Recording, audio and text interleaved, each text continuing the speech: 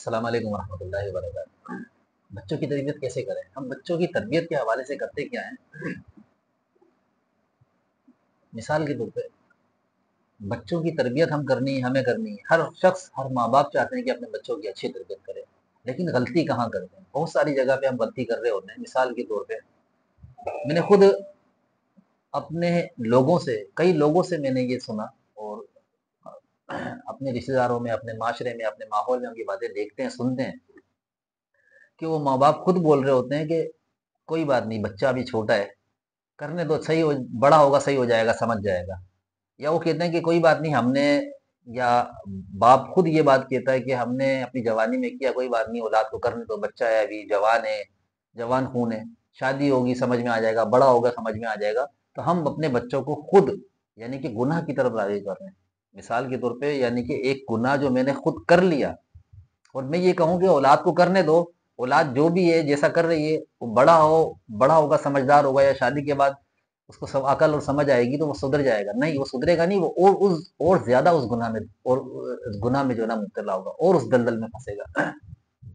ہمیں اپنے گناہوں سے، اپنی غلطیوں سے سیکھنا چاہیے، یعنی کہ جو گناہ، جو غلطیاں، جو معاملات میرے سے جو غلطیاں ہوئی ہیں وہ میری اولاد نہ کرے۔ ہمیں اپنی بچوں کی تربیت اچھی کرنی چاہیے، بچپن سے ہی اچھی کرنی چاہیے، اور اپنے تجربے سے، اپنی غلطیوں سے تجربہ حاصل کرنا چاہیے۔ عقل مند انسان وہ ہوتا ہے جو ہر نقصان سے تجربہ حاصل کرتا ہے، اور اپنی غلطیوں سے سیکھنا چاہیے، اور ان غلطیوں کو کوشش کرنا چاہیے کہ اپنی اولاد کو ہم ان غلطیوں سے بتائیں، اور ان کو بچائیں ان چیزوں سے، ان گناہوں سے، ان غلطیوں سے، تاکہ ہمارے بچوں کی اچھی تربیت ہو سکے۔ مثال کے طور پہ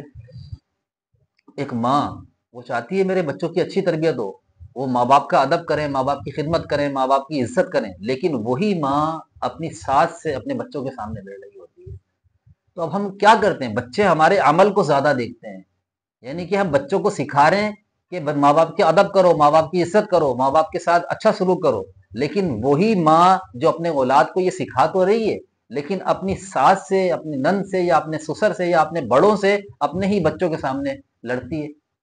اور اپنے گھر کا ماحول خراب کرتی ہے۔ یعنی کہ بچے جو آپ کو سن رہے ہیں نا وہ کم سیکھیں گے، اور آپ کو جو دیکھ رہے ہیں وہ زیادہ سیکھیں گے۔ اسی طریقے سے باپ جو ہے اپنی اولاد کو برے کاموں سے بچانے کی کوشش بھی کرتا ہے، لیکن اس کی کوشش کا طریقہ غلط ہے، اپنے بچوں کو سمجھانے کا طریقہ غلط ہے۔ یعنی کہ میں اپنے بچے سے خود پان منگوا رہا ہوتا ہوں، گٹکا منگواؤں، اور اپنے بچوں سے سگریٹ منگواؤں، وہ چیزیں جو شرعاً بھی منع ہے، اخلاقی طور پہ بھی منع ہے، اپنے بچوں سے وہ چیزیں منگواتا ہوں، اور اپنے بچوں کو منع کرتا ہوں کہ بیٹا سگریٹ نہیں پینا، بیٹا گٹکا نہیں کھانا۔ تو بچے مجھے جو دیکھیں گے وہ کریں گے، اور جو مجھ سے سنیں گے نا اس پہ عمل نہیں کریں گے، کیونکہ وہ خود اولاد یہ دیکھے گی کہ ہمارا ماں باپ ہمیں جو کہتے ہیں خود اس پر عمل نہیں کرتے، تو ظاہر سی بات ہے آپ کی اولاد بھی پھر ایسی ہی بنے گی۔ تو ضروری ہے کہ اپنے بچوں کی تربیت کرنے کے لیے آپ کو برائیوں سے بچنا پڑے گا، اور آپ ان برائیوں سے، جو برائیاں آپ کر چکے ہو، کم از کم ان برائیوں سے اپنے بچوں، اور اپنے بچوں کے سامنے ان چیزوں کو ہائی لائٹ کرو، اور تاکہ بچوں کو پتہ چلے کہ یہ برائیاں ہیں، ان سے بچنا چاہیے، اور ان کو شے نہیں دو کہ بچے بڑے ہیں سمجھ جائیں گے،